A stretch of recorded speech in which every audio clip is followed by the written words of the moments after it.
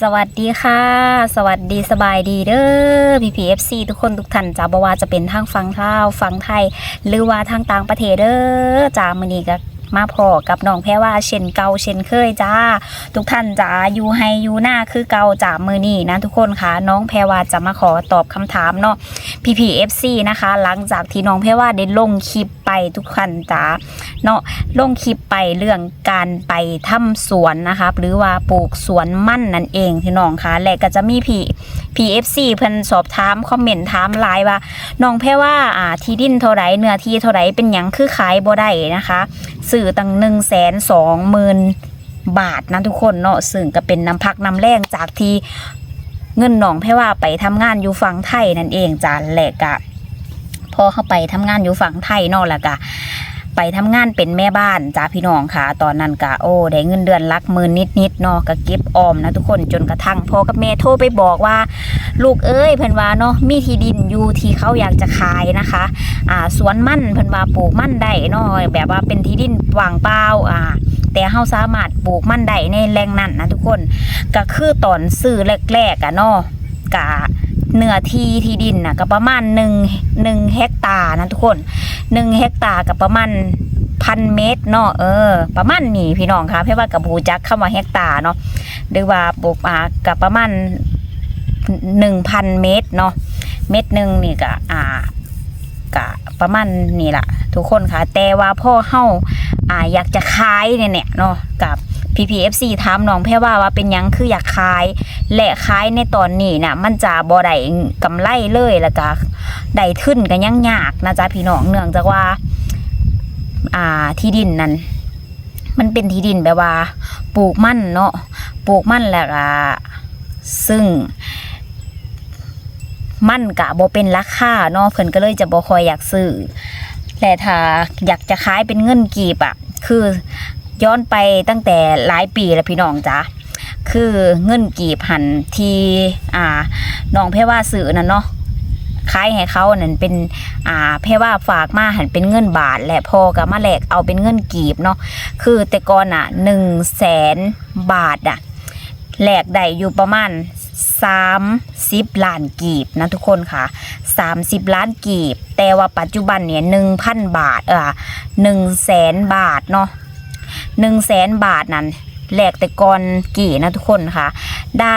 30 ล้านกีบแต่ว่าปัจจุบันเนี่ย100,000 บาทแลกได้อยู่ประมาณ6 ล้าน6 ล้านเพราะว่าขอโทษขออภัยจะเว้าผิดนะคะพี่น้องค่ะตื่นเต้นแห้งหลายเนาะเพราะว่าคือแบบพอเฮาไปเห็นเนื้อที่แล้วมันรู้สึกแบบว่าโอ้คิดเสียดายเงินเนาะคิดเสียดายเงินสมัยแต่ก่อนแหละก็คือเพิ่นก็เฮ็ดมันหลายปีแล้วทุกคนค่ะแต่ว่าบ่ได้กำไรบ่ทันได้ทุนเลยเนาะเพราะว่าอาศัยแต่ว่าให้ญาติพี่น้องเซาครอบครัวของน้องแพรว่าที่เพิ่นซื้อไว้พ่อแม่ก็บ่ได้ไปเฮ็ดเองแม้แต่ครั้งเดียวเลยจนกระทั่งปีนี้เป็นปีแรกที่ขึ้นไปเฮ็ดมันเองไปปลูกมันเองแล้วก็เป็นครั้งแรกของน้องแพรว่าเหมือนกันที่น้องแพรว่าได้ไปสำรวจเบิ่งสวนเนาะจากที่แบบว่าเคยซื้อไว้ตั้งแต่หลายปีว่าเป็นความภาคภูมิใจของน้องแพรว่าเนาะพอไปเบิ่งแล้วก็รู้สึกแบบว่าโอ้เนาะ คิดเห็นเงินเข้าแต่ก่อนเนาะเพราะว่าแต่ก่อนเพิ่นปลูกมันโอ้โหได้ราคาแบบว่าดีแต่คือปัจจุบันเนี่ยมันราคาถูกมากๆเลยมันราคาอยู่ในราวๆประมาณเท่าไหร่แต่มันแบบว่าตากแห้งแล้วนะจ๊ะตากหายแห้งแล้วนะบ้านน้องแพรว่าขายนั่นอยู่ประมาณปีที่แล้วนี่2,000 กว่ากีบก็เอาง่ายๆเลยว่าโลนึงแค่10 บาทนะจ๊ะ10 บาทกับเล่าประมาณ6 ถึง 7,000 กีบเนาะ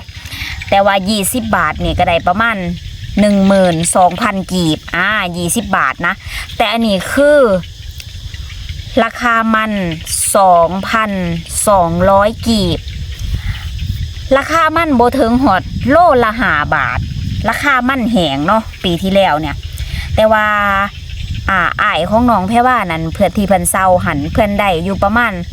27 ล้านกีบ27 ล้านกีบแล้วก็หักค่าปุ๋ยเนาะค่ายาขาแมลงหรือว่า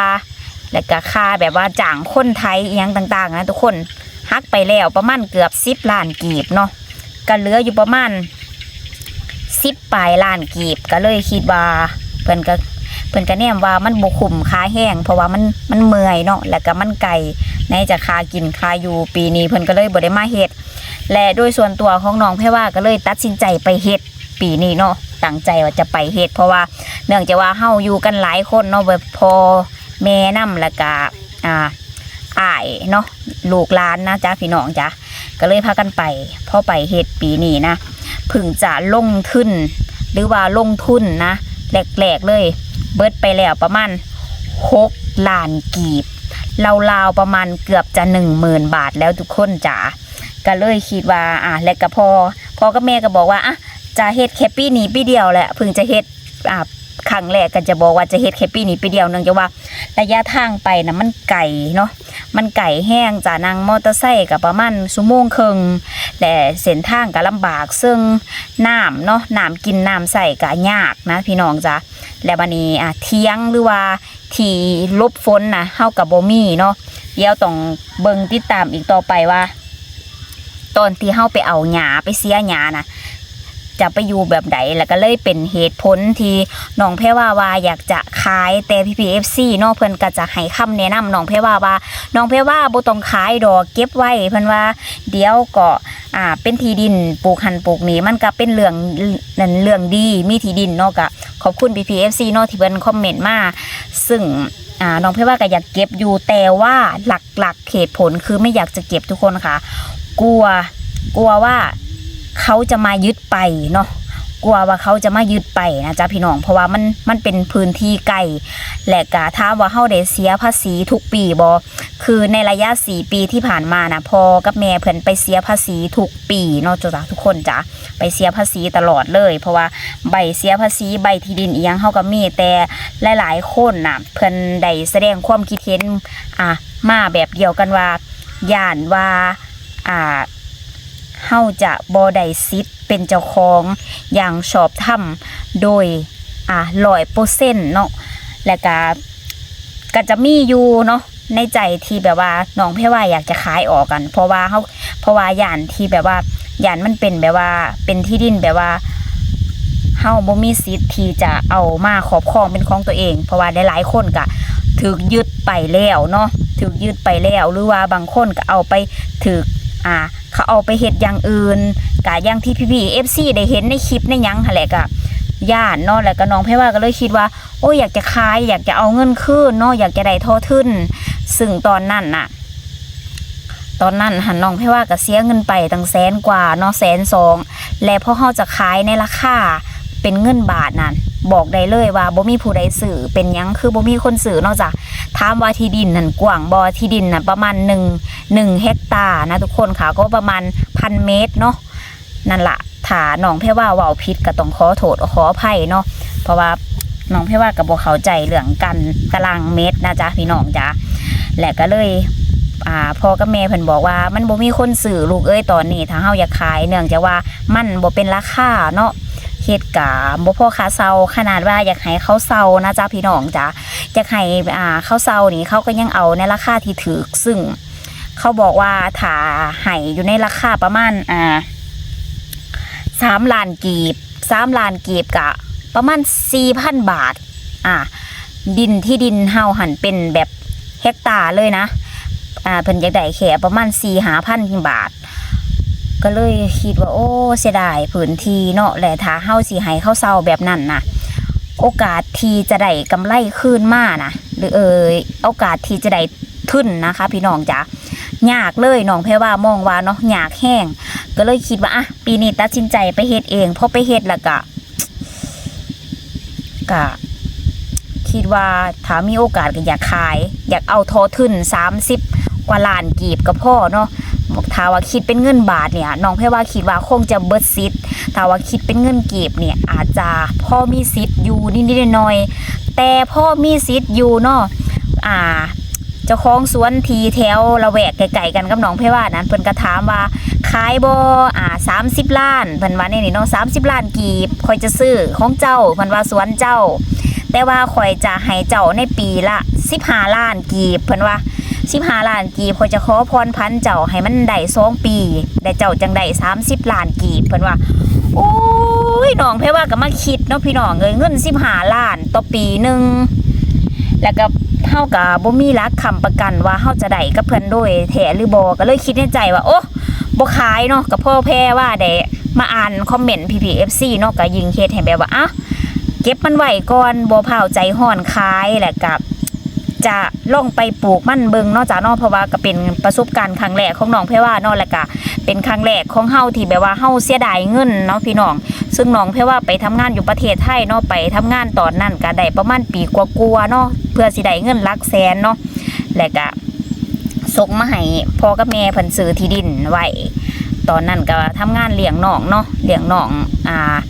ผู้ชาย2คนน้องอเมอกับน้องออสการ์คือช่วงนั้นก็แบบโอ้ลำเมื่อยกันพอสมควรเนาะจ้ะถือช่วงแบบโควิดนำเนาะก็ซื้อมาหลายปีแล้วเพราะว่าซื้อตั้งแต่ช่วงโควิดเนาะจ้ะก็เลยเอามาเล่าสู่ PPFC ฟังเนาะแต่เรื่องความกลัวและกังวลที่สุดนะเกี่ยวกับที่ดินพื้นนี้ที่น้องแพรว่าอยากจะเว้าหนูความในใจคือเรามีใบตาดินที่ถูกต้องตามกฎหมายเสียภาษีถูกต้องหมดแต่ว่าบางคนบอกว่าอาจจะถูกยึดหรือว่าจะถูกสัมปทานอันนี้คือเป็นเรื่องที่สะเทือนใจแห้งและก็ย่านเสียโดยที่เฮาแบบว่าศูนย์เปล่าแต่ว่าคืออันนี้หันยังบ่ทันได้มีมูลความจริงเนาะแต่ว่าเพิ่นได้เว้ากันในแบบว่าละแวกไกลๆที่น้องแพรว่าได้ไปหรือว่าเป็นแบบว่าเพิ่นอยากให้เฮาเร่งรัดขายหรือบ่น้องแพรว่าก็ยังบ่แน่ใจเนาะเดี๋ยวมีความคืบหน้าแนวใดก็จะเอามาเล่าสู่ PPFC นะคะที่เพิ่นได้ถามไทยมานะจ๊ะทั้งฝั่งไทยเนาะแล้วก็ฝั่งลาวแล้วก็ทั้งต่างประเทศเด้อจ้ะน้องแพรว่าก็จะเอามาเล่าสู่ฟังเนาะคลิปนี้พี่นี่เด้อจ้ะน้องแพรว่าก็ต้องขอบคุณเด้อ PPFC ที่คอยคอมเมนต์ให้กำลังใจเนาะจ้ะทุกคอมเมนต์เลยแล้วก็บ่ว่าจะเป็นทั้งฝั่งไทยฝั่งลาวหรือว่าทางต่างประเทศเด้อจ้ะผิดพลาดประการใดก็ต้องกราบขอโทษขออภัยขอบคุณที่เขามารับชมรับฟังค่ะสวัสดีสบายดี